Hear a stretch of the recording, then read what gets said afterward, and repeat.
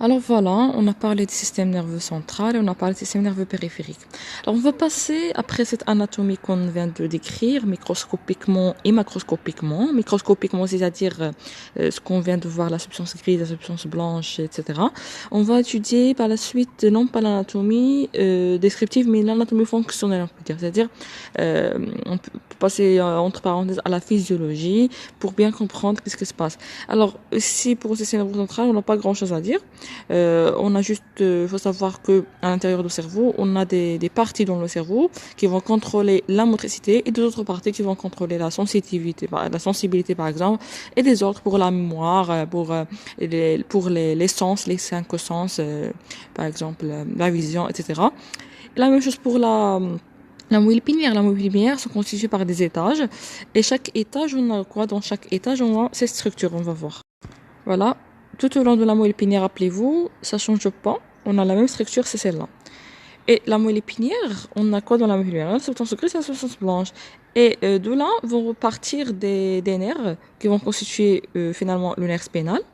Ce nerf spinal, c'est la constitution de système nerveux périphérique. On a les nerfs crâniens ici et les nerfs spinaux là. Voilà. Et ces nerfs-là, ils vont constituer le système périphérique et ils vont prendre le message ou bien l'ordre du système nerveux central, la moelle épinière et l'encéphale, et ils vont le transmettre vers l'organe en question. Et le système nerveux central avec le système nerveux périphérique, les deux, ils vont travailler ensemble.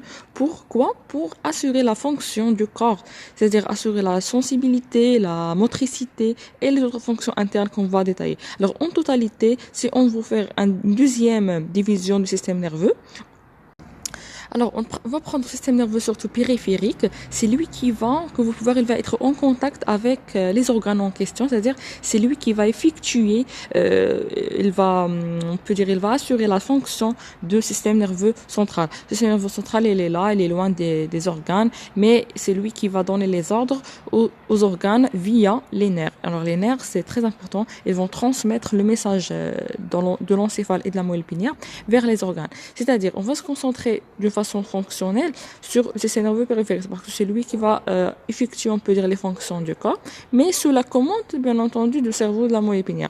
Alors voilà, on va prendre cette division du système nerveux. Rappelez-vous, on a vu le système nerveux central avec deux structures normalement là. On va trouver quoi? On va trouver l'encéphale et on va trouver la moelle épinière.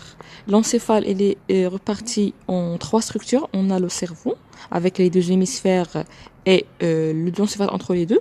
Et on a le cervelet et on a le tronc cérébral. La moelle épinière, c'est une seule structure et très simple. Alors que on a dit que d'une façon fonctionnelle, on va se concentrer pour détailler les fonctions du système nerveux sur le système nerveux périphérique. Et on va le diviser en deux d'une façon fonctionnelle en deux parties. On a système nerveux sensoriel, c'est-à-dire la sensibilité, et c'est-à-dire la douleur, les sens, c'est-à-dire on a ici la peau. Voilà, et on a un nerf qui va aller au cerveau pour lui dire qu'est-ce qui se passe à l'extérieur du corps. Alors là, c'est sensoriel. C'est simple. Et on a l'autre qui est moteur. C'est aussi simple. On a quoi? On a le cerveau. Il va donner des ordres via les nerfs vers un muscle. Voilà. Par exemple, les bras, les membres supérieurs, membres inférieurs pour effectuer un mouvement. Mais là, c'est ce qu'on sait tous. C'est une partie du système nerveux moteur. Parce que le système nerveux moteur enfant, il est divisé en deux systèmes, ou bien elle est divisée en deux parties. On a un système nerveux moteur somatique, c'est ce qu'on sait tous, c'est-à-dire les muscles striés. Les muscles striés, c'est-à-dire volontairement, c'est-à-dire lorsque je décide de mobiliser ma main, j'ai utilisé le système nerveux périphérique moteur somatique. C'est-à-dire, j'ai eu l'intention de faire ça. Alors que à l'intérieur de notre corps, on a des choses qu'on peut pas les contrôler. Par exemple, vous pouvez contrôler votre rythme, ou bien votre fréquence cardiaque. Non, vous pouvez pas. Vous pouvez contrôler votre température. Par exemple, votre digestion. L'estomac, comment il va, la digestion, vous pouvez pas le contrôler, vous pouvez pas contrôler votre besoin, par exemple, votre besoin urinaire, votre besoin fécal, vous pouvez pas les contrôler. C'est ce qu'on appelle le système nerveux moteur végétatif, surtout végétatif. Alors, végétatif ou bien autonome, c'est la même chose. C'est-à-dire, c'est le système, c'est notre partie animale de notre corps humain. On a une partie animale, c'est le système nerveux végétatif. Et ce qui échappe à notre conscience, on ne peut pas les contrôler. On ne peut pas contrôler ce système-là. Mais il a un cerveau à lui-même, voilà. Toujours, il va emprunter les mêmes. C'est-à-dire, on a un cerveau, on a le cerveau là, système nerveux central. Il va donner des nerfs qui sont propres au système nerveux végétatif. Pour les viscères, cette fois-ci, on a quoi? On a les viscères dans le système végétatif. On a les glandes, bien entendu, soit exocrines ou bien endocrines. On a aussi les muscles lisses et on a le cœur, tout simplement. On a le cœur. Les muscles lisses se trouvent aussi dans les vaisseaux. Voilà. C'est ça. Alors, le système nerveux végétatif qu'on va détailler parce que ça pose un problème très grand aux étudiants en médecine. On va détailler ça dans cette vidéo pour éviter toutes les confusions. Alors là, le système nerveux végétatif, comme vous savez tous, on a deux. On a sympathique et on a le le parasympathique. On a deux. Alors, on va détailler la structure du système nerveux végétatif. Mais avant, voilà, comme on vient de dire, on a un système nerveux central avec l'encéphale et la moelle épinière. Ils vont donner des nerfs crâniens ici au niveau du tronc cérébral, et nerfs spinaux ici, tout ça ce sont les nerfs spinaux. Et ces nerfs-là, ils vont effectuer les fonctions du système nerveux qui sont soit sensitifs, c'est-à-dire on va voir une chose ici, c'est-à-dire un message qui va partir de l'extérieur à l'intérieur, de la périphérie au centre. C'est ce qu'on appelle la voie afférente. C'est la voie de la sensibilité, c'est la voie par laquelle on peut sentir. Alors ici, ça va passer des nerfs, des organes vers les nerfs, puis vers le cerveau pour analyser les choses. Et on a une autre voie qui est effectrice, c'est-à-dire motrice. Voilà, la première voie, elle est sensitive, la deuxième, elle est motrice. Deuxième motrice, elle va partir de centre, c'est-à-dire soit c'est conscient ou pas, c'est-à-dire soit on a la volonté de faire ça, on n'en a pas, c'est-à-dire soit somatique, soit végétatif, somatique c'est-à-dire conscient, et végétatif c'est-à-dire inconscient. Alors soit on est conscient de ça ou pas, mais les deux vont partir de cerveau, ou bien de la moelle épinière, pour arriver à l'organe en question, soit l'estomac pour sécréter des enzymes, mais au niveau de la vessie, pour donner un besoin pour aller aux toilettes par exemple, au niveau de cœur pour on peut dire organiser ses battements, etc., etc. Ça c'est le système qui échappe à notre conscience, c'est le système nerveux végétatif.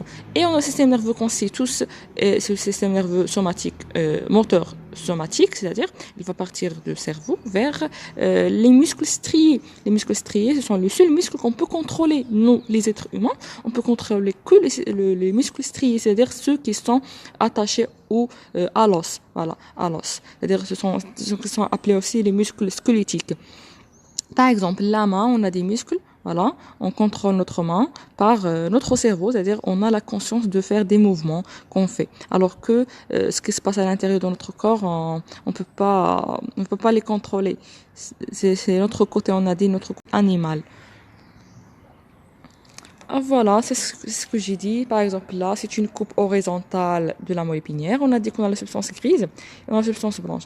Ce qu'il faut savoir aussi, que dans la substance grise, tout est organisé. La substance grise, on a dit, c'est le corps, voilà, le corps cellulaire. Et puis on a les axones dans les nerfs. Ça, c'est un axone jusqu'à l'organe en question. Par exemple, ici, la peau. Alors, on va sentir des choses ici. Pour savoir ce qu'on sent, on va envoyer un message au nerf. Voilà. Et le nerf, il va cheminer, on peut dire, ce message tout au long des nerfs, voilà, jusqu'à le deuxième neurone, c'est-à-dire jusqu'au corps pour faire un synapse ici, voilà. Et par la suite, ça va remonter vers le cerveau. On va voir ça sur des autres schémas. Alors, il va remonter jusqu'au cerveau pour que le cerveau analyse ce qu'on sent à l'extérieur de notre corps. Et lorsqu'on veut faire un mouvement. On a la même chose, on a le cerveau là, on va voir ça sur des autres schémas. On a le cerveau là, vous pouvez l'imaginer, il va donner un message sous forme des nerfs, ils vont descendre, descendre, descendre. Et puis par exemple, si le mouvement, par exemple, se fait par un nerf spinal, il va descendre jusqu'à la moelle épinière. Voilà, ici pour faire sortir un accent. Voilà, de la substance grise, parce que la substance grise, on a quoi? On a le corps cellulaire. On a appuyé l'accent dans le nerf. Voilà, il va sortir du système nerveux central. Ça, c'est le nerf qui va cheminer le message provenant du cerveau vers le muscle strié en question. S'il s'agit on peut dire d'un mouvement qui est conscient, c'est-à-dire nous, on veut faire ce mouvement-là par un muscle. Voilà. Mais on a on peut dire troisième voie. Alors voilà, on reprend. On a dit que le système nerveux, un système nerveux central qu'on a bien étudié. Donc puis on a le système nerveux périphérique. Là, on a le système nerveux sensoriel.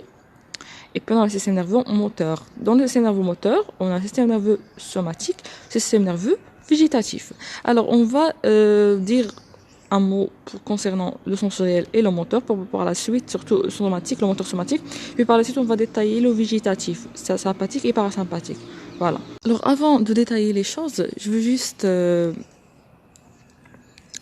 signaler que dans la moelle épinière, les choses sont très très organisées. Rappelez-vous, on a la substance grise et puis on a la substance blanche. Et ici, c'est juste le passage des axones vers la périphérie ou bien l'entrée des axones vers la substance grise. Parce que là, on a les corps cellulaires des neurones. Alors, ce qu'il faut savoir, c'est que cette substance grise, elle est très très organisée d'une façon qu'on a, ça c'est dorsal et ça c'est en avant. Voilà. Alors là, cette corne-là qui est antérieure, c'est elle on peut dire, qui va constituer le système nerveux moteur. Voilà, le système nerveux moteur, c'est-à-dire là, on va trouver les corps cellulaires des messages moteurs. Et là, postérieurement, ici, en arrière, on va trouver la corne dorsale qui va contenir le système nerveux sensoriel. Alors là. Et entre les deux, ça, c'est une autre corne qui est très petite là, qui est latérale, c'est la corne latérale, et qui va être responsable du système nerveux végétatif. C'est-à-dire là, de là vont repartir des vaisseaux, ou bien des nerfs, ou bien des axones de corps cellulaire, constituant un nerf pour le système nerveux végétatif, pour un viscère, ou bien une glande, ou bien un muscle strié, bien tout simplement pour le cœur.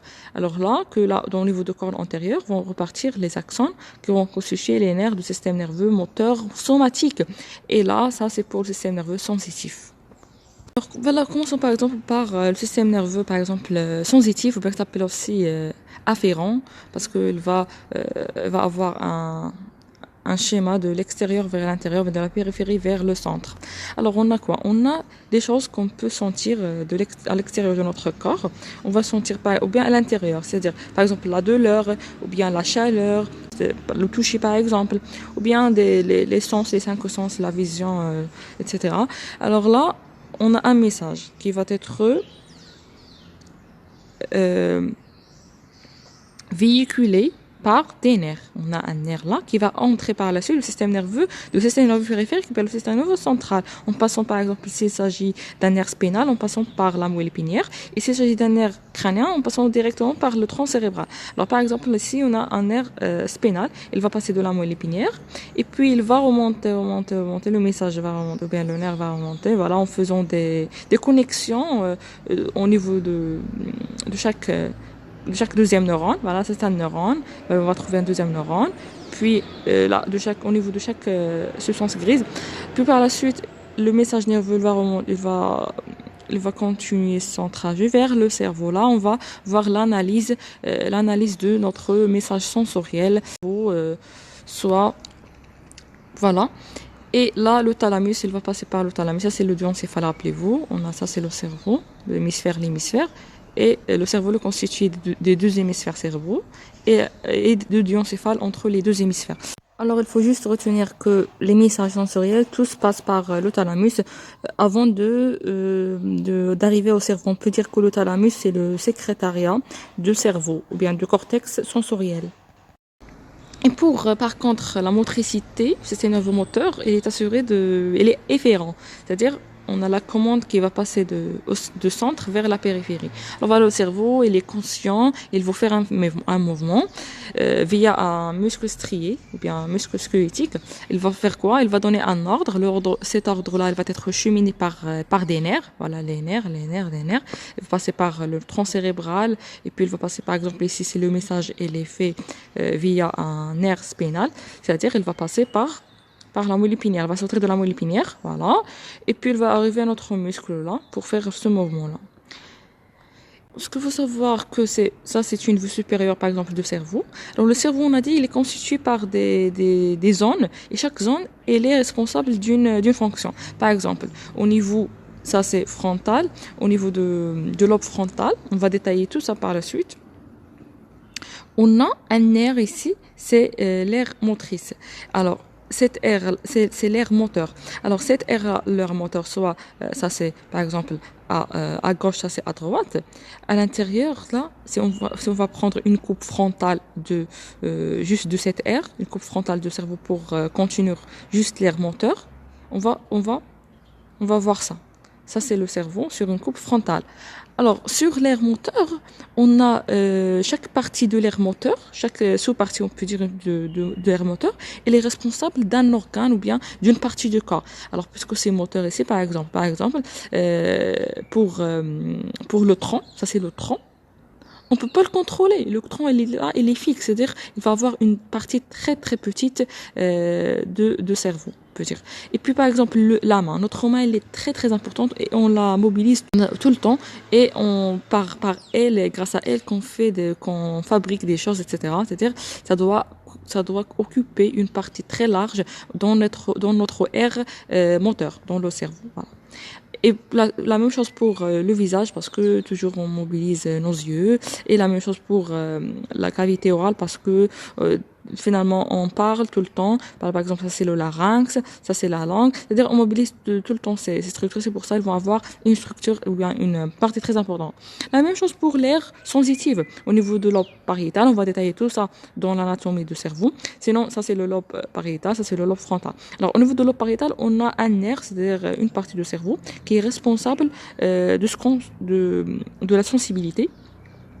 Voilà, c'est-à-dire on va prendre la même coupe, c'est une coupe frontale ici pour voir que cette aire.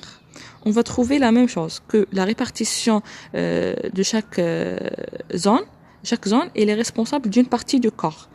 Et on peut dire la répartition, elle n'est pas égale pour toutes les parties du corps. C'est selon leur importance. Par exemple, pour la sensibilité, on a ici par exemple, on n'a pas l'organe génitaux. Les organes génitaux, on ne peut pas par exemple les mobiliser. Là, par contre, oui, on a les organes génitaux, on a la cavité, la partie pelvienne, elle est très très sensible. La partie abdominale ici, il va prendre tout le tronc, il va prendre une partie très importante. Par contre, ici, il n'est même pas visible parce qu'on ne peut pas les mobiliser. On ne peut pas mobiliser notre tronc, l'estomac, etc. C'est pas très très mobile. Par contre, à la main, ou bien nos cordes vocaux. Sinon, pour la sensibilité, on est dans la sensibilité. Ici, on a quoi? Dans la sensibilité, on a ce qui est sensible, c'est le visage, elle est très sensible. Et la main aussi, voilà. Et ce qu'il faut savoir ici, ce qui est très marrant, c'est si on regroupe tout ça, voilà, on va former un être humain selon ce que le cerveau le voit, c'est-à-dire selon l'importance de chaque organe au cerveau. On va arriver à des structures qui sont marrantes.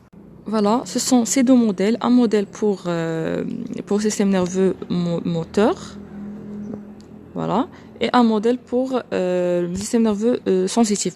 Alors là, ce sont les homonculus. On a l'homonculus moteur, on a l'homonculus sensitif. Alors comme vous pouvez voir là, l'homonculus moteur, rappelez-vous, on a les mains, voilà, ils vont être très grandes. C'est comment le cerveau voit notre corps, parce que dans le cerveau, on a un espace très très large juste pour la main et un espace très très petit pour le tronc. Voilà, ici n'est pas visible parce qu'on n'a pas des organes génitaux ici, parce que on ne peut pas les mobiliser, on ne peut pas mobiliser nos organes génitaux, c'est-à-dire le cerveau ne voit même pas, dans son cortex moteur ne voit même pas cet organe, parce qu'il ne peut pas le contrôler.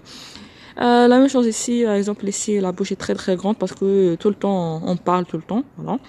Et là, par contre, le système nerveux central, on a beaucoup de similarités entre les deux. Mais voilà, les mains sont, voilà, sont très grandes. Et voilà, on a les organes génitaux, par exemple. Et on a le tronc aussi, il est très sensible, alors que là, qu'on n'a pas beaucoup de choses à voir. Alors, revenons à notre répartition du système nerveux périphérique. Alors, on a parlé de sensoriel, c'est-à-dire la sensibilité. On a parlé de moteur, surtout somatique. On va parler de végétatif. On va passer au végétatif ou bien autonome, système nerveux autonome. Alors là, ce qui échappe à notre conscience. Et là, on est passé à notre partie sauvage, on peut dire. Parce que finalement, on a deux systèmes dans le système nerveux végétatif. Un système sympathique, c'est le système de fight or flight, c'est-à-dire le combat, voilà, ou bien fuir. Alors là, ce système-là, c'est le système de stress. Voilà, en gros, c'est le système de stress, c'est-à-dire là, on est au danger, voilà, et on est prêt soit à fuir, soit à combattre. Alors que pour le système parasympathique, c'est tout à fait le contraire de ce système. Ça, c'est le système de relaxation, c'est le système, on l'utilise lorsqu'on mange et lorsqu'on est au repos. C'est pourquoi on l'appelle en anglais rest and digest, c'est-à-dire rest, c'est-à-dire le repos, et digest, c'est-à-dire la digestion tout simplement. Donc voilà, notre côté animal, qu'on vient de dire, on a le système nerveux végétatif, ça surtout, il va représenter le système nerveux sympathique parce que là, on a cet homme-là, il est très vigilant, il est préparé à combattre, vous pouvez voir, bien à fuir selon la situation. En tout cas, elle est au danger, c'est-à-dire elle est en stress. Quand vous pouvez voir là, le système nerveux sympathique, il va faire quoi? Il va contrôler les viscères, ce qu'on a à l'intérieur de notre corps qu'on peut pas contrôler. Le cœur, les viscères, par exemple l'estomac, notre digestion, et aussi les sphincters, et les poumons, les yeux, par exemple. Dans le sympathique, il va faire quoi? Il va faire la médriase pour bien voir, c'est-à-dire il va dilater notre pupille pour bien voir le danger, pour être préparé, parce qu'on est vigilant, on est en stress. Il va donner la chair de poule, comme pour les animaux. Voilà, il va faire contracter les muscles qui vont faire hérisser les poils de la peau et aussi de la tête, c'est-à-dire les cheveux, surtout pour les animaux. Voilà, et l'éveil, elle est élevé, la tension est élevée, les émotions sont élevées et aussi les muscles, ou bien le cœur, il va se battre à une fréquence très élevée, avec une force élevée, la tension artérielle va augmenter.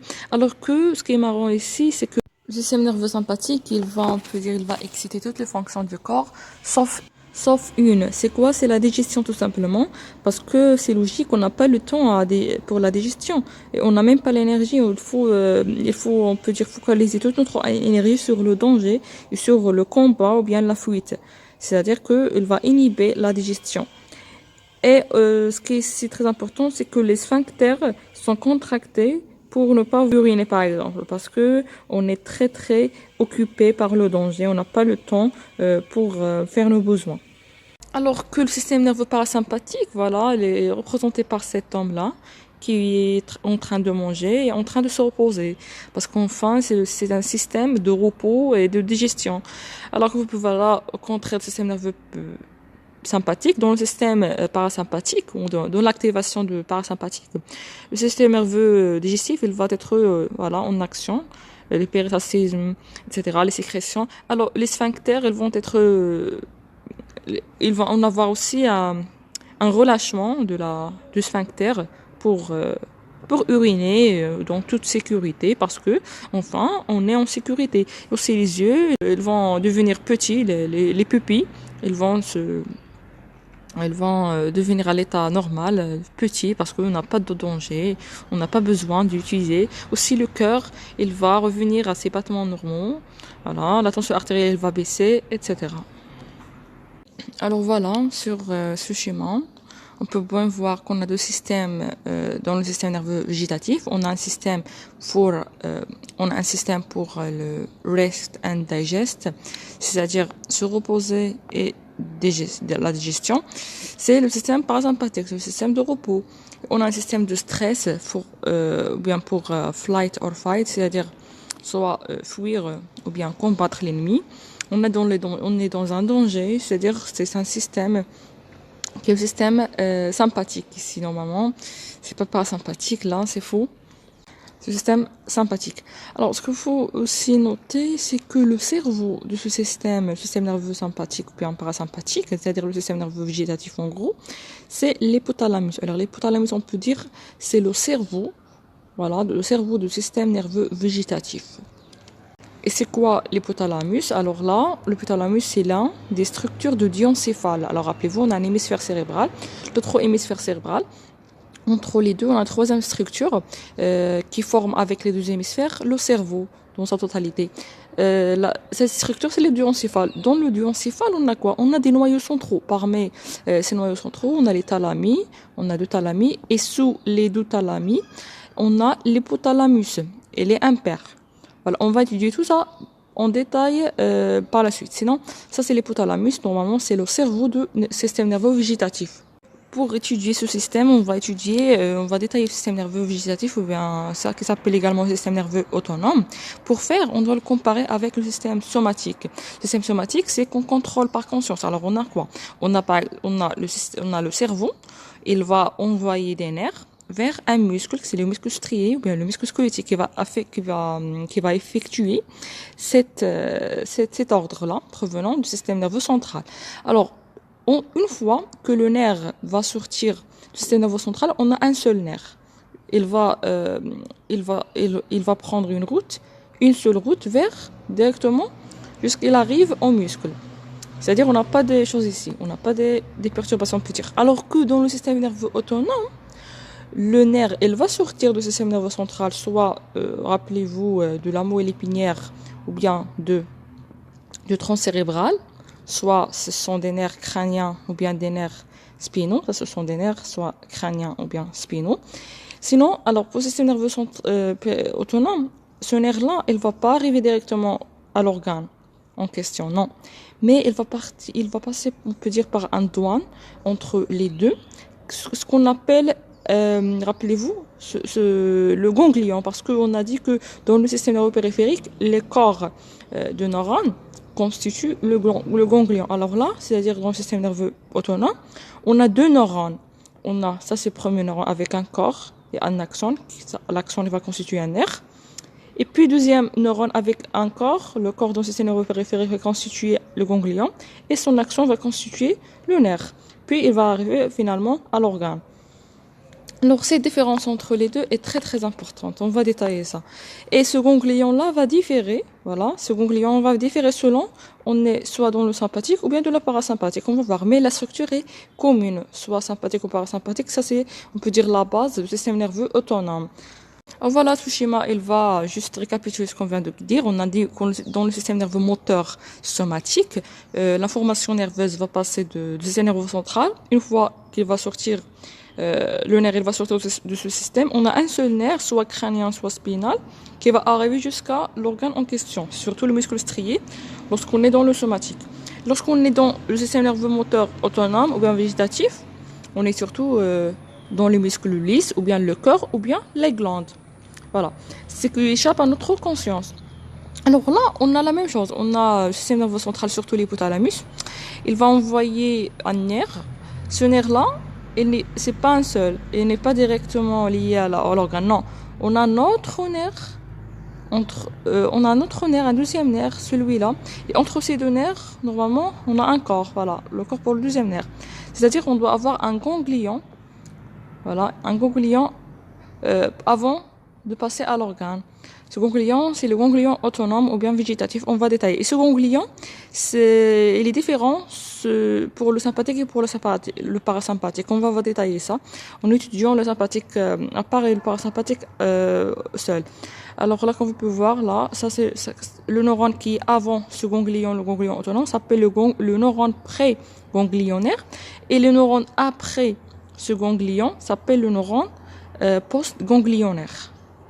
Et finalement, voilà qu'est-ce qu'on va trouver pour le système nerveux végétatif. On va trouver un neurone préganglionnaire, son corps et son axone. Et on va trouver le deuxième neurone qui vont faire synapse, le premier et le deuxième, ils vont faire synapse au niveau du ganglion autonome et du ganglion végétatif. Voilà le nerf, il va sortir, le nerf postganglionnaire, il va sortir pour arriver finalement à l'organe cible. Cet organe cible, soit c'est un muscle lisse, ou bien c'est un muscle cardiaque, c'est-à-dire myocarde, ou bien c'est une glande. Alors rappelez-vous, ça c'est le système nerveux central. Et puis à la périphérie, on va trouver le système nerveux périphérique. Et on a dit que le système nerveux périphérique, il est composé de deux types de nerfs. On a les nerfs crâniens, voilà, qui vont sortir de tronc cérébral. Et on a tous ces nerfs là en bas, ce sont les nerfs spinaux qui vont sortir de la moelle épinière. Alors voilà, par exemple, ça ce sont à cet étage et l'autre voilà. Tout ça, ce sont les nerfs spinaux, soit ici, soit là.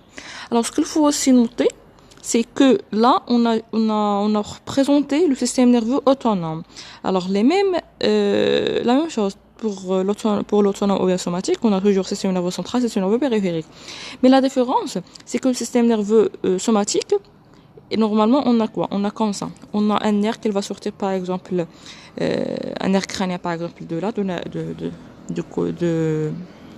on va changer la couleur de tronc cérébral, elle va passer directement, par exemple, à l'œil, par exemple, pour l'ouvrir.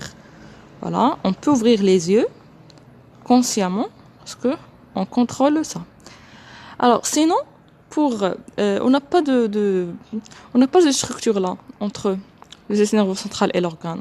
On a juste un nerf, voilà, un câble qui est continu et non pas perturbé là. Il est continu. Il va passer une fois il va sortir du système nerveux central, il va passer sans être arrêté jusqu'à il arrive à l'organe. Alors que dans le système nerveux végétatif, soit parasympathique ou bien sympathique, on a cette structure là, voilà. Vous pouvez voir ces points. Ce sont les ganglions autonomes ou bien les ganglions végétatifs. C'est-à-dire que le nerf, oui, il va sortir du système nerveux, soit du tronc cérébral ou bien de la moelle épinière, selon ce qu'on a des nerfs crâniens ou bien des nerfs spinaux.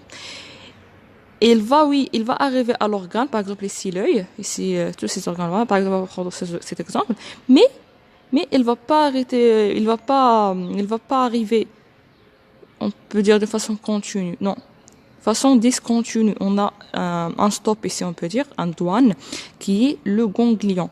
Alors là, ça, c'est une particularité du système nerveux autonome, alors que le système nerveux somatique, on n'a pas un ganglion là, dans le système nerveux périphérique, non. Alors, ce ganglion, ça va différer entre le système parasympathique et le système nerveux sympathique. C'est pas la même chose, ce ganglion, entre les deux. Vous pouvez voir que, si en rouge, c'est le stress, on a le système nerveux sympathique. Ces ganglions-là, système nerveux sympathique, sont appelés les ganglions paravertébraux, parce que voilà, ici normalement on va trouver les vertèbres là, et juste à côté on va trouver ces ganglions-là qui sont très proches de la vertèbre. Ce sont les ganglions paravertébraux, et de là va partir un deuxième nerf, voilà, un deuxième nerf pour arriver à l'organe en question. Alors que pour le système nerveux parasympathique, on n'a pas des ganglions paravertébraux, non. Mais on a des ganglions qui sont très proches de la viscère et non pas de vertèbres. Voilà, ici on n'a rien, on n'a pas de ganglions là. Mais une fois on est sorti, on est loin des vertèbres, on va voir ce ganglion là pour le système nerveux parasympathique. Ces ganglions sont en général cachés dans la plupart des cas, sont cachés dans les viscères.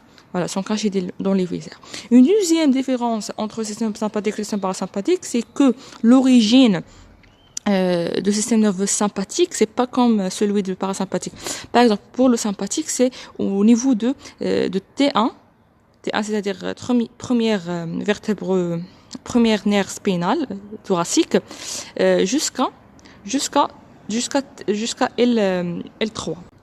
Alors T1 jusqu'à L3. L3, c'est-à-dire troisième vertèbre lombaire. Alors, de T1 jusqu'à L3, c'est là qu'on va voir les origines des nerfs pour le système nerveux sympathique. Puis il va avoir un relais au niveau de ganglion. Puis pour dans le deuxième neurone, pour le système nerveux sympathique, c'est lui qui va arriver aux organes. Alors que pour le système nerveux parasympathique, on peut dire il va faire une parenthèse pour le système nerveux sympathique.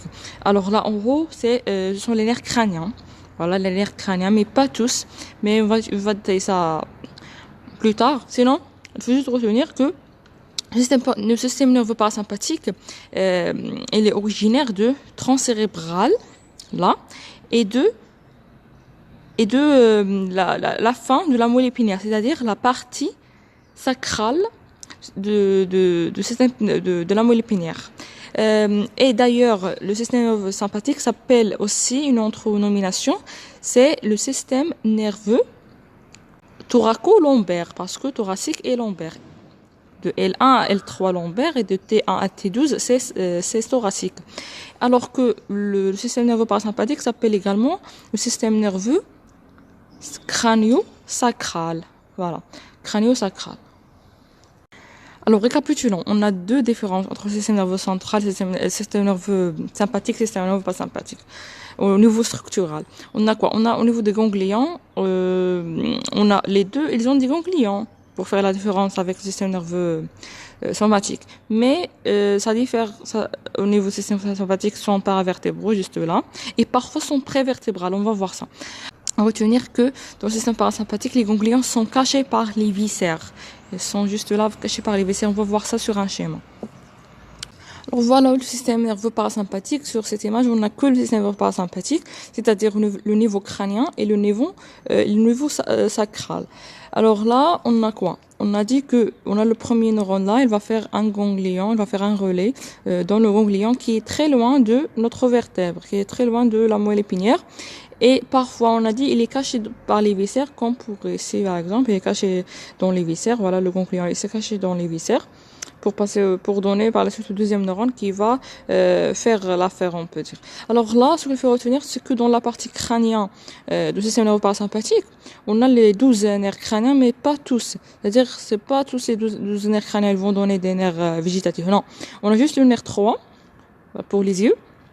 On a le nerf 7, c'est le nerf facial, rappelez-vous. Et on a le nerf 9, et il ne faut pas oublier le nerf 10, c'est hyper important. Voilà, il va assurer la vascularisation des organes de thorax. Voilà. Parce que là, rappelez-vous, on n'a pas de nerf sympathique là, dans le système thoraco-lombaire. Non, c'est le système sympathique, c'est non pas parasympathique. Alors, comment on va faire pour la vascularisation des viscères dans le tronc, on peut dire?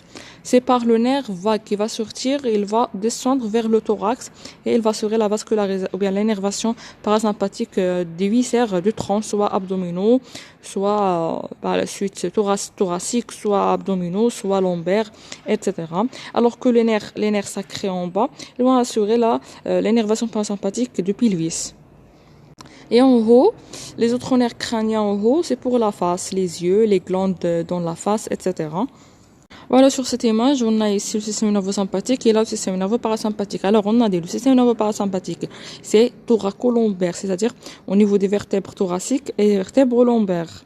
Au niveau de cette partie de la moelle épinière, ça va partir le premier neurone, voilà son corps ici dans le système nerveux central et son axon là, il va former un nerf. Pour avant d'arriver à l'organe, on va voir un ganglion. Voilà, un ganglion d'où va sortir le deuxième neurone par son axon, c'est-à-dire le nerf. Ici, c'est un nerf là, va constituer un nerf pour partir à l'organe en question. Voilà, ça c'est pour le système nerveux sympathique. Et on n'a pas que les ganglions paravertébraux de le système nerveux sympathique, non. On a des autres ganglions qui sont aussi proches des vertèbres, mais qui sont en avant des vertèbres, qui sont ceux-ci ici, ce sont les ganglions prévertébraux. Alors, les ganglions prévertébraux, qui sont en avant des vertèbres normalement.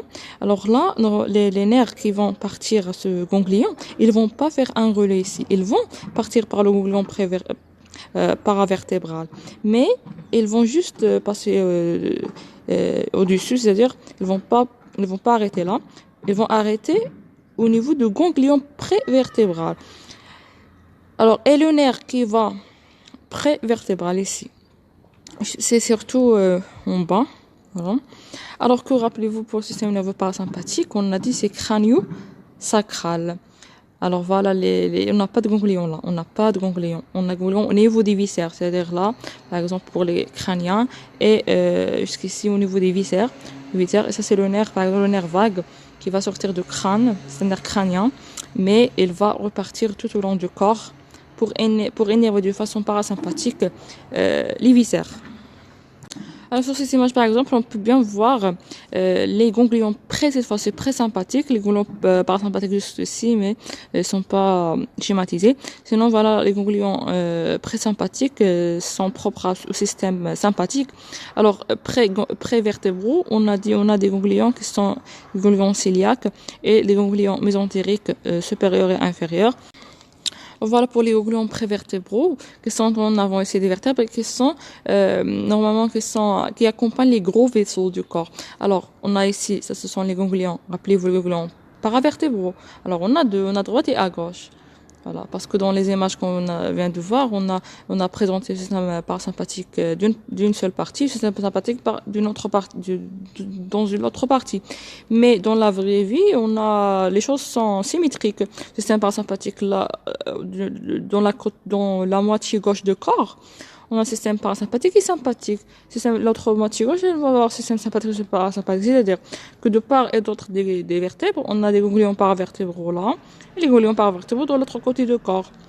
Et rappelez-vous, les ganglions paravertébraux et les ganglions prévertébraux, voilà, qui sont en avant des vertèbres et qui accompagnent les gros vaisseaux, ça appartient au système nerveux sympathique et non pas parasympathique. Parasympathique, on n'a pas de ganglions ici près des vertèbres. Les ganglions autonomes du système nerveux parasympathique sont dans les viscères. Voilà. Alors, ça va présenter les groupes des systèmes nerveux prévertébraux. On a les ganglions cœliaques ici. Les ganglions cœliaques, ce sont les ganglions prévertébraux qui accompagnent le tronc cœliaque. Alors là, on a l'artère mésentérique supérieure, c'est-à-dire on va trouver les ganglions prévertébraux, qui sont les ganglions mésentérique supérieur. Et là, pour l'artère inférieure, mésentérique inférieure, on va trouver les ganglions. Ce sont les ganglions prévertébraux. Mais pour être exact, pour être plus exact, ils s'appellent les ganglions mésentériques inférieurs.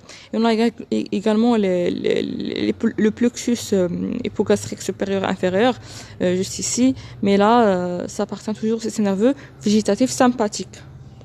Il faut noter aussi que le nerf qui va lier le système, le ganglion parasympathique avec le ganglion présympathique, parce que le nerf peut arriver au système ganglion, parce que le nerf peut arriver pour sortir de la moelle épinière et pour arriver par la suite au système ou bien au ganglion présympathique, il doit passer par le paravertébral. Voilà. Le ganglion paravertébral. Et entre le ganglion paravertébral et le prévertébral, on a un nerf. C'est ce qu'on appelle le nerf splanchnique. Alors, ce fameux nerf, le nerf splanchnique, voilà, ce sont les nerfs splanchniques qui sont situés juste dans la partie lombaire, en bas, c'est-à-dire dans la partie lombaire du corps, au niveau des ganglions prévertébraux. Voilà, les ganglions prévertébraux, parce que les ganglions prévertébraux ne sont pas tout au long du corps, non. Voilà, sur ce schéma, on n'a pas les ganglions prévertébraux tout au long du corps. Non, sont juste ici dans la partie inférieure du corps humain. Voilà, par exemple ça, c'est un ganglion prévertébral et d'autres ganglions prévertébraux. Et là, ce sont les ganglions paravertébraux. Voilà, de l'autre côté, la même chose. Et les ganglions paravertébraux de la région cervicale, ils vont constituer ce qu'on appelle les ganglions cervicales supérieurs et les ganglions cervicales inférieurs. Voilà, et là, moyen, mais peu importe. Ça, toujours, ce sont des ganglions paravertébraux, comme ceci ici. C'est juste une nommation qui va différer. Alors là, on a tout mis sur ce schéma. On a mis le système nerveux autonome, sympathique et parasympathique. Alors, juste pour un rappel, le système nerveux sympathique commence au niveau de T1 jusqu'au L3, jusqu'ici, L3. C'est-à-dire que voilà, les nerfs vont sortir de ces niveaux, et ils vont faire une synapse au niveau soit de ganglions paravertébraux, bien parfois, ils vont sauter, mais ils vont pas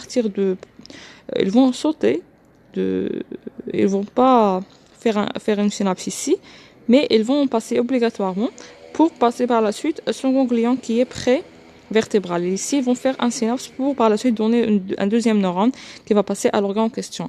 Voilà. Par exemple, ici, pour le paravertébraux là, ils vont passer par la suite à l'organe. Alors que pour l'autre structure, bien l'autre partie du système nerveux autonome, c'est le système nerveux parasympathiques qui ont, rappelez-vous, crânio-sacral. C'est-à-dire de quoi?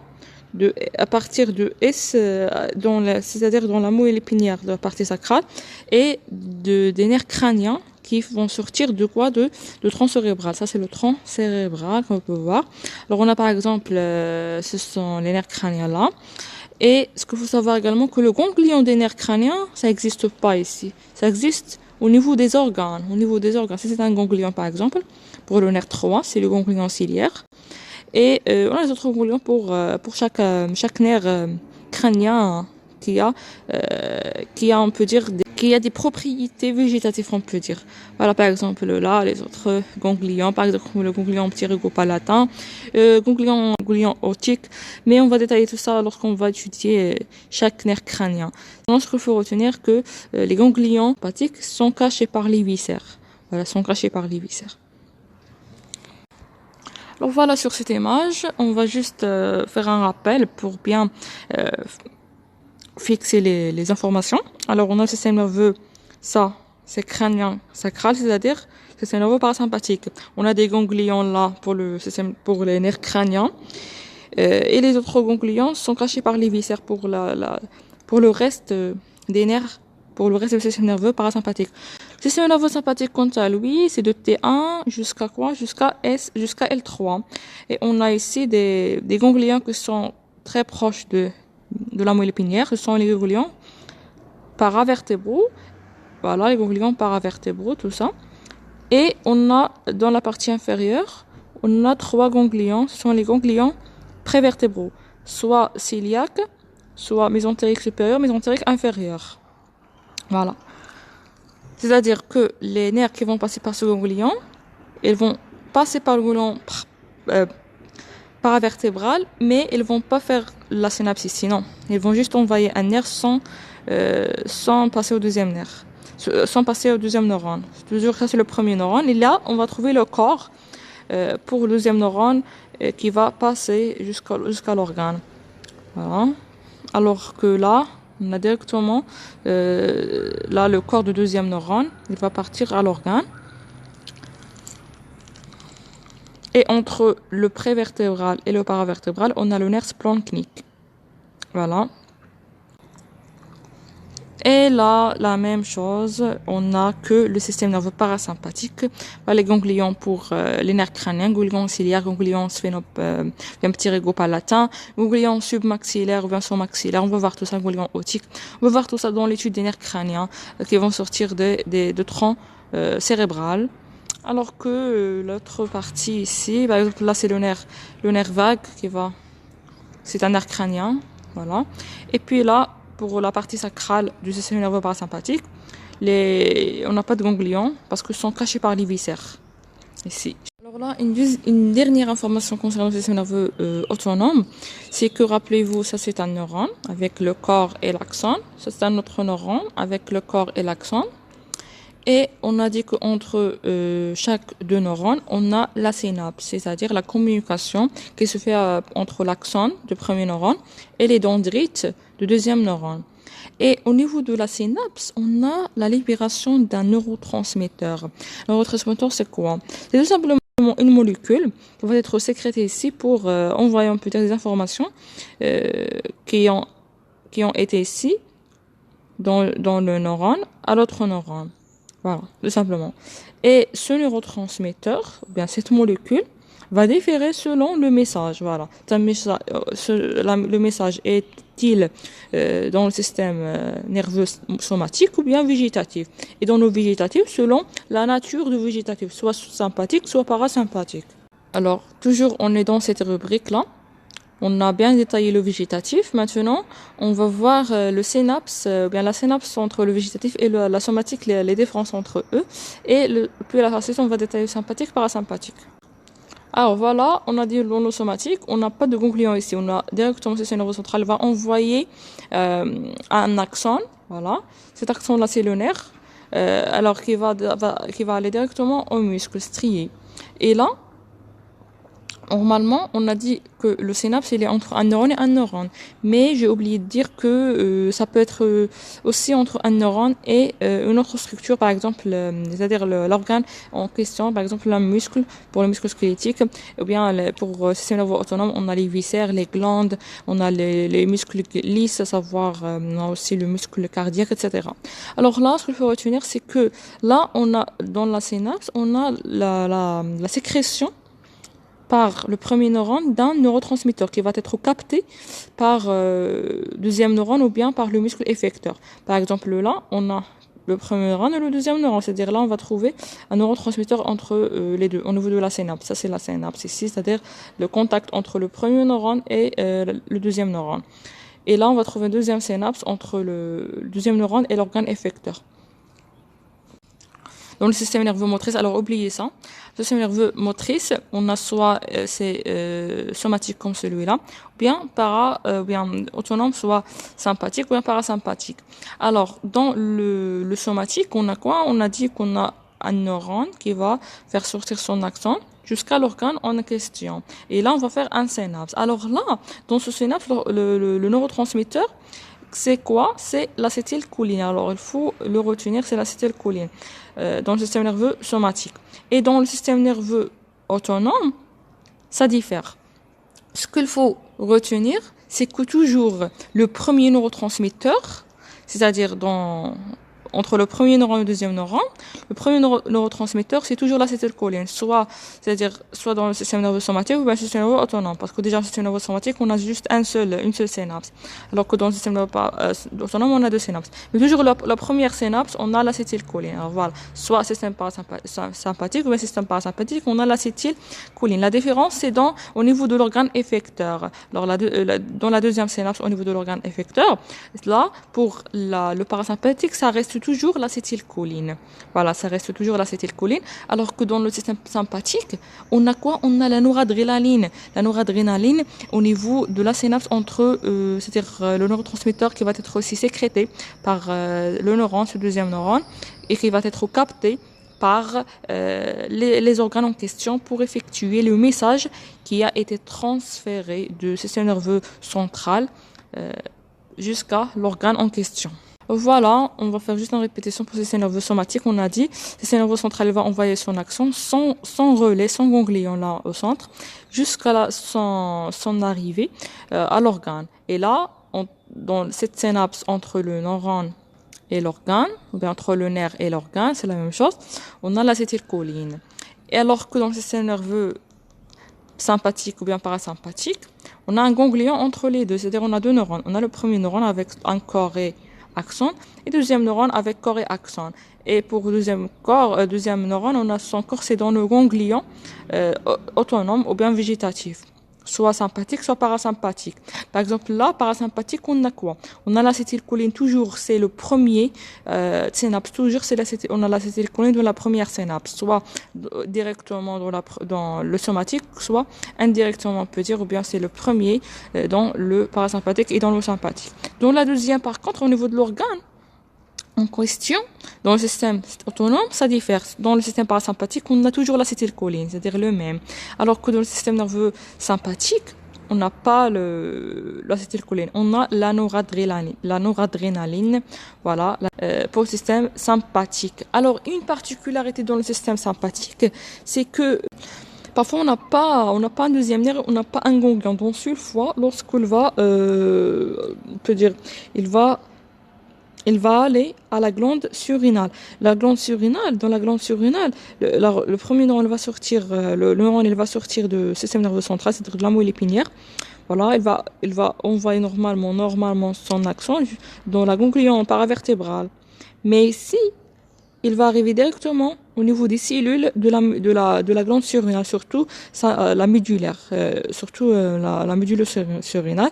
Alors là, il va faire une synapse au niveau des cellules de la glande. Et toujours, on a dit, le premier contact, ou bien la première synapse, c'est toujours l'acétylcholine. Par la suite, la glande surrénale va être, on peut dire, stimulée par cette synapse. Pourquoi?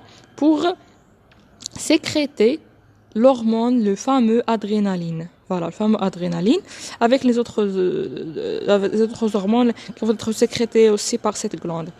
Et cette adrénaline, parce que c'est une hormone, elle va passer dans le sang, dans la circulation sanguine, pour arriver aux muscles effecteurs, ou bien aux organes effecteurs. Alors voilà, la même chose ici, ça c'est le système somatique. On a directement le neurone avec corps et axone, et directement elle va arriver à l'organe, et on a l'acétylcholine comme neurotransmetteur. Puis, pour le système nerveux sympathique, on a quoi? On a toujours dans la première synapse, c'est-à-dire le premier neurone, le deuxième neurone, on a toujours l'acétylcholine. Entre le deuxième neurone et l'organe, on a soit la noradrénaline pour le système nerveux sympathique, soit toujours l'acétylcholine pour le système nerveux parasympathique. Et là, le récepteur de ce deuxième neurotransmetteur, soit la noradrénaline ou bien l'acétylcholine, dans le système nerveux autonome, c'est très très important de savoir que pour la noradrénaline, c'est simple. Les récepteurs sont ce qu'on appelle les récepteurs adrénergiques. Ici, on va trouver des récepteurs adrénergiques qui sont soit alpha, soit bêta. Voilà, les récepteurs adrénergiques, ce sont les cibles pour le système nerveux sympathique, le dernier cible, c'est-à-dire l'organe. Dans l'organe qui va recevoir l'énervation sympathique, on va trouver des récepteurs. Ces récepteurs-là, puisqu'ils vont recevoir quoi? Ils vont recevoir la noradrénaline. Alors, ils vont être appelés les récepteurs adrénergiques. Et sont de deux types, soit alpha 1, alpha 2, soit bêta. Et donc bêta, on a bêta 1, bêta 2. Alors peu importe, ce qu'il faut savoir, c'est juste que les récepteurs de noradrénaline s'appellent les récepteurs adrénergiques. Ça, c'est le système nerveux parasympathique. Le récepteur de l'acétylcholine s'appelle les récepteurs cholinergiques. Et les récepteurs cholinergiques, au niveau de l'organe, voilà, au niveau des viscères, pour être exact, c'est un récepteur cholinergique de type muscarinique. Muscarinique, c'est-à-dire, elle va être excitée ou bien elle va être stimulée par la muscarine. Alors que au niveau préganglionnaire, ici, au niveau de cette synapse, toujours on a l'acétylcholine, c'est-à-dire on va trouver ici récepteurs cholinergiques. Mais cette fois-ci, c'est de type nicotinique, c'est-à-dire elle va être excitée par la nicotine. Et là, pour les organes somatique, on a le récepteur nicotinique. Alors, ce qu'il faut savoir pour le nicotine, c'est dans la première synapse. On a quoi? Toujours dans la première synapse, soit sympathique, soit parasympathique, soit somatique. On a toujours l'acétylcholine et on a toujours le récepteur, c'est quoi? C'est un récepteur de type cholinergique parce que acétylcholine, et pour être exact, c'est nicotinique, toujours nicotinique. Alors que bon, le système nerveux, ça diffère. Pour le système nerveux, on a fini avec le système sympathique. Deuxième synapse, c'est dans le système nerveux autonome. Et dans le parasympathique, c'est simple, toujours l'acétylcholine, mais cette fois-ci, le récepteur, c'est de type muscarinique. Voilà. Alors que dans le système nerveux sympathique, les choses sont compliquées. On a vu la forme la plus fréquente, on peut dire la plus simple, c'est celle-là. C'est-à-dire, on a premier synapse, c'est toujours l'acétylcholine, toujours la nicotinique, le récepteur nicotinique. Deuxièmement, on a ce neurotransmetteur, c'est la noradrénaline. La noradrénaline, on a dit qu'on a des récepteurs ici de type adrénergique, soit bêta, soit alpha 1, alpha 2, bien soit bêta 1, soit bêta 2. Et on a dit la particularité au niveau de la glande surrénale, ici, on va pouvoir trouver le premier neurone va partir directement à notre glande. Alors voilà, ça, c'est le système nerveux sympathique. Alors, on a le premier neurone, il va donner son axone, il va envoyer son axone du système nerveux sympathique pour arriver au système nerveux périphérique. Mais avant d'arriver à l'organe, on a un ganglion qui va faire un premier synapse là. C'est l'acétylcholine toujours. Et puis, puisque c'est sympathique, on va trouver la noradrénaline dans la deuxième synapse. Et là, c'est le système nerveux parasympathique qu'on peut voir là. Dans la synapse, toujours la première synapse, c'est toujours l'acétylcholine. Et dans la deuxième, on va trouver, puisque c'est parasympathique, on va trouver toujours aussi l'acétylcholine. Et là, voilà pour les récepteurs. On a dit quoi? On a toujours dans la première synapse, toujours, dans les récepteurs cholinergiques, toujours, parce que toujours l'acétylcholine dans la première synapse. Toujours ici, le récepteur qui est cholinergique, et les de type nicotinique. Voilà, ça, normalement, on va trouver quoi? Les récepteurs de type nicotinique. Et là aussi, de type nicotinique. Alors que, après, ça dépend. Si on a par exemple ici le système nerveux parasympathique, on a quoi? On a normalement là l'acétylcholine. L'acétylcholine va être reçue par des récepteurs cholinergiques de type muscarinique parce qu'on est dans les organes. On est déjà dans les organes, dans les viscères. Alors que dans le système nerveux sympathique, c'est logique qu'on n'a pas d'acétylcholine. C'est-à-dire le récepteur, il n'est pas cholinergique. Cholinergique, c'est pour l'acétylcholine. Pour la noradrénaline, on a le récepteur, c'est de type adrénergique. Le récepteur adrénergique, soit alpha 1, ou bien alpha 2, ou bien bêta 1, ou bien bêta 2. Et voilà, on a ici la moelle épinière et le ganglion paravertébral. Et là, on a ce ganglion et les prévertébrales. Alors, on a dit que pour le système nerveux sympathique, on a toujours le ganglion soit paravertébral, soit prévertébral. Dans la plupart du cas, on a le premier neurone, il va envoyer son axone et il va faire un synapse au niveau, dans la plupart des cas, au niveau du ganglion paravertébral. Et puis, on va voir le deuxième neurone, son corps et son axone, il va être envoyé vers l'organe en question. Dans certains cas, on a toujours la même chose. On a le premier neurone, il va partir, il va passer par le ganglion paravertébral, mais il va pas faire la synapse ici, non. Il va juste passer par là pour arriver à l'autre ganglion qui est prévertébral. Voilà, ce sont les ganglions ciliaques, ganglion mésentérique supérieur, ganglion mésentérique inférieur. Et là, il va faire son synapse pour par la suite, le deuxième neurone, il va continuer la mission du système nerveux sympathique pour arriver à l'organe en question. Et on a dit qu'on a une particularité dans la glande surrénale. Ici, la glande surrénale, il va, on peut dire, remplacer le ganglion. C'est-à-dire, on n'a pas de ganglion ici. On a directement, mais toujours, il va passer par le ganglion paravertébral comme d'habitude. Ce neurone, là, le premier neurone, va toujours passer par là, pour arriver par la suite directement à la glande. Là, il va faire la synapse. Au sein de la glande, il va faire la synapse ici, pour par la suite, pour que la glande, il va faire quoi? Il va sécréter de l'adrénaline. La noradrénaline, c'est dans les synapses nerveuses, et l'adrénaline ici dans la glande surrénale. Alors que le système nerveux parasympathique, voilà, on n'a pas de ganglions ici paravertébraux ni prévertébraux. On a juste des ganglions soit à l'intérieur des viscères, pour le cas des nerfs, surtout sacral, soit on a des ganglions, surtout dans le niveau crânien, rappelez-vous.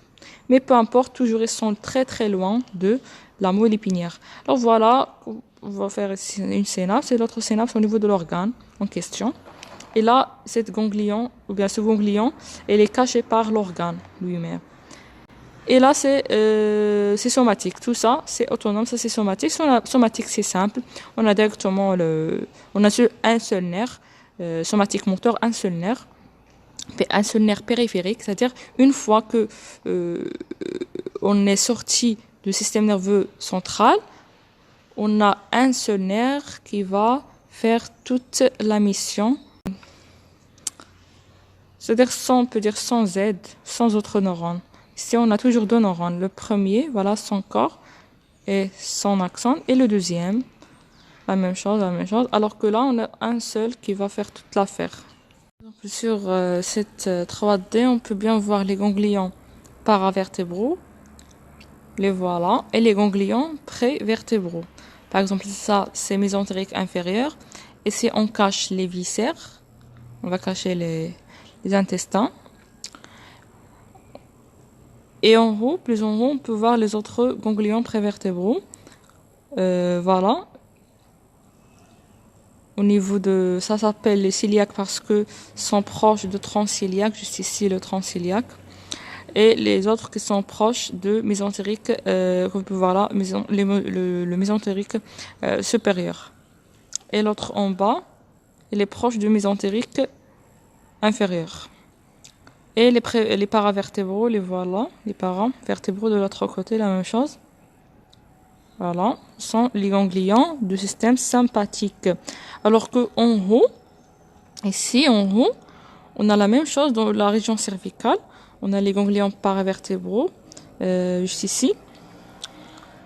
Alors si on cache les artères, Voilà, on va trouver les autres ganglions sympathiques cervicales. Voilà, supérieur, médian et inférieur. Voilà. Alors, pour le système nerveux parasympathique, on n'a pas de ganglions ici paravertébraux ni prévertébraux. Mais, on n'a que les ganglions au niveau du crânien. On a ici des ganglions qui sont très proches très proches des organes. Par exemple, les ganglions pour le nerf 10 ici. Et on a des ganglions, par exemple, en haut. Alors là, voilà. On peut bien voir ces ganglions, tous ces ganglions-là. Par exemple, celui-là, ici. C'est les ganglions trigéminal. Alors là, par exemple, ce sont les ganglions pour le nerf 10 qui va sortir de tronc cérébral. Voilà, ça c'est un ganglion. Par exemple, le nerf 9. Ce sont des ganglions du système nerveux parasympathique. Alors qu'on bat au niveau de parasympathique sacral, on n'a pas de ganglions ici. On n'a pas de ganglions parce qu'ils sont cachés dans les viscères. On peut pas les voir sur cette maquette en 3D. Voilà.